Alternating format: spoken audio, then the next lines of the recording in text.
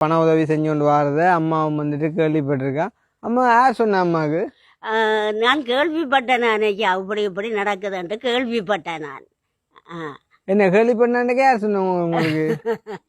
தெரியாத ஐயா ரோட்டால வரைக்க இப்போ 4-10 பேர் கதைப்பினோம் என்னன்ட்டு கேட்கறதா இப்படின்ட்டு சொல்லிப்பினோம். வந்துட்டீங்க நீங்க? நானும் பின்ன வந்தேன். சரி, அப்ப என்ன என்ன பிரச்சனை உங்களுக்கு? நல்லா தான் இருக்கு, நல்ல உடம்பா, நல்ல சந்தோஷம் சார். நான் உடம்பா இருந்தாலும் கண்ணை பேரைக்கா 2 கண்ணும் பேர்வ குறைவு. ஆபரேஷன் செய்ய மாட்டேன்ட்டு நான் புரசர், சல்ரோகம், கொலஸ்ட்ரால், வருத்தங்கள், கால் நடக்க மாட்டேன், ஊறிப்பட்ட வருத்தமைக்கா எனக்கு உணவுக்கே ஒரு தரமிட்ட தாரது ஒரு உள்ளதான். எல்லாரும் போட்டு நம்ம அவருக்கும் செல்பட்டு கொஞ்சம் கஷ்டம்.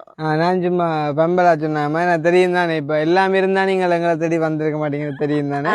சும்மா பம்பலா சந்தோஷமா கேட்கதான் வேணும். ஓ மையாஜி கதைக்கு ஒன்றும் இல்லடா சாத்தி.